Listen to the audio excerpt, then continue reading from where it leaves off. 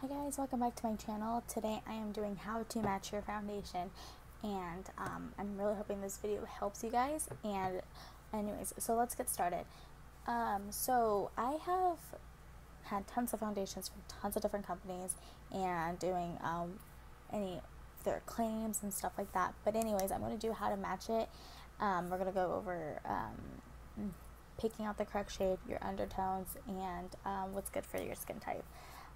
So if you guys have been following me for a while, I do matte finish foundations no matter what. In case you guys are curious, I am wearing the Lancome 24-hour foundation in the shade 230 Buff W, which stands for warm. So anyways, let's get started. With foundations, you want to figure out first what your skin undertone is. So that meaning there's two different main tones that there is. There's warm and there's cool, and then there's also neutral, which means you're not too warm or not too cool. So when you're thinking of cool undertones, you're thinking of like pinks, blues, grays, very colder. And then when you're thinking of warms, you're thinking of bronze, sun-kissed glow, and stuff like that. So I have two palettes of warm and cools. I know we're not talking about eyeshadows, but I think these palettes would be a general good idea to bring up. So I'm pretty sure everybody owns at least one Naked palette. So when you open up the Naked palette, it's very warm, it's very bronzy, it's very yellow undertones, yellow and bronze and stuff like that. So this is the warms. And then if you're looking at Naked 2, it's very cool tones. There's a little bit pinks in the front of the palette, like in this area right here, that's very pinks. Over on the other end of the palette, it's very cools, grays, and stuff like that. So here's warmer tones and here's cooler tones. If that makes any sense, I hope it does. And anyways, so we're going to get started in the foundations. So a lot of the times people are warmer tones, they're yellow undertones, or even olive undertones. And so when you're looking for a foundation, you want to see if it says W or if it says C. W meaning warm, C meaning cool. And for some reason, I don't know why, MAC has it like flopped around. It's like, so NC is actually meaning warmer tones, your yellow, and then W for some reason is meaning cooler. And I have these two foundations from MAC, not for specific reasons, but because they are completely different undertones, but they are actually the same shade. One is NC25 and one is NW25. So I think those would be really good examples of showing you the different undertones. It doesn't have to be MAC, it could be any other brand you prefer. And on the drugstore brands, they normally have the numbers right at the bottom where the foundations are sitting at. But anyways, and they also have for different types of skin. So I pick matte finish foundations most of the time. Actually, like 95% of the time I pick matte foundations, and they have to be buildable coverage for my liking.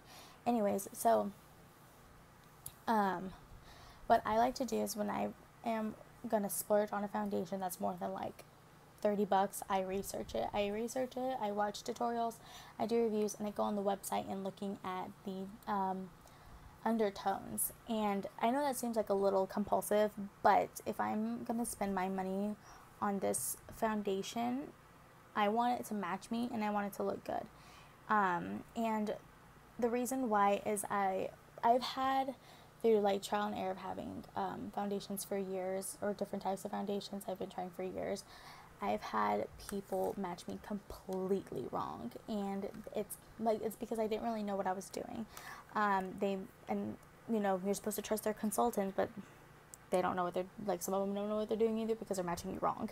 And I'm going to show you one's actually matched me wrong, and a person from MAC matched me correctly to this one, but this one I matched myself. It blends perfectly.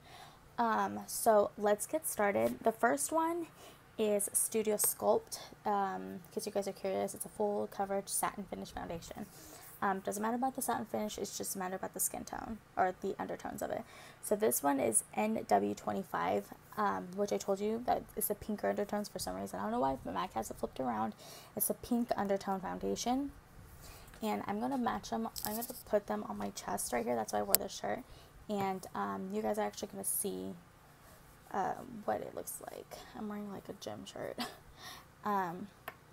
So this one is the one someone matched me at MAC. And this is NW25 from MAC. And it's the pink undertone. Okay. So as you can like see, it's very pink, very cool toned. It's still a little bit wet, hasn't dried yet. And then now I'm going to get one that I got myself. They asked me if I need to be matched. I said, no, I need this color. I need this type in this shade. And this is Pro Longwear foundation in this shade NC25. So the other one's NW25. This is NC25.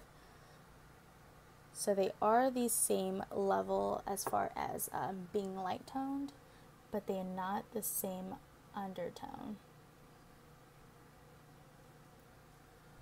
So you can really tell the difference. Sorry, they're still a little bit wet, but you can really tell the difference. This one matches me way better. I'll just wait till it dries a little bit. This one matches me way better already. You can see it off the bat that it matches me way better. And also, we're going to let that dry, and then we're going to talk about other stuff of why I'm letting it dry, and then we're going to go over it again. Also, foundations, no matter what brand it is, I have found foundations to oxidize. Some of them, they start to, I know I'm waiting for this to dry. It starts to like sit in the skin, and it'll eventually adjust into the skin tone. If we get the correct shade and undertone. But a lot of foundations oxidize, meaning that once you actually put your foundation on and it'll start to oxidize either during application or during the day. So some of them oxidize like after the application is finished, and they won't oxidize the other day. Some of them will look good, and they'll stay looking good until you're running your errands or whatever you go to work, and then it'll start to oxidize, and that's meaning it'll turn darker than what you originally put it on. So what I like to do is I like to get 2 shades lighter than my skin tone, than my natural skin tone, because once it oxidizes, it'll go into my skin tone, and even if it's too light still, I haven't really had a problem with that, but even if it is like a hair lighter, once you bronze and you put on like your face makeup, your lipstick, it's good to go. Like it'll eventually balance it out. So these are pretty much dry by now. So I have like a really crappy camera, but this looks, I know I'm like an awkward angle, but this looks pretty good. So you can see this is super pink and this one's yellow. And now we're going to put it on again, because you're going to see how it's oxidized at this point. We're going to do the one that's too pink for me right under it. And the one that's too yellow, or not too yellow, but the one that's perfect yellow undertone, we're going to put it right under it too. Okay. So, as you can see, this one's a little bit darker than this one. And this one's a little bit darker than this one because it's like a fresh application right here. And like sometimes I'll even like oxidize a little bit throughout the day, so that's why I like to get 2 shades lighter than my natural skin tone. But you can really tell the difference on this, on the undertones. So that's why I like to match myself. I really don't like having people match me. I do have people that I go to that always match me correctly no matter what, but in case you are if you've had bad experiences with people matching you wrong, or they never can get it right, or anything like that. This is like the advice I have, or I hope it helps at all, because nothing is worse than buying a foundation you're really excited for, and then like you look like a Oompa Loompa. Nothing is more disappointing than that. So just finding your undertone, if you're yellow or pink, if you're warm or cool. And there's like the vein methods that people do. They like check their veins and see like if it's like that. But a lot of the times, if you could get one pink and one yellow and put it on your chest and see which one blends better, then that was probably your skin tone. So that's how I match my foundations. I get 2 shades lighter. I get the yellow tones, and I actually get a matte finish foundation, and I match it to my chest. So I hope this video helps you guys, and I'll see you in my next one. Bye, guys.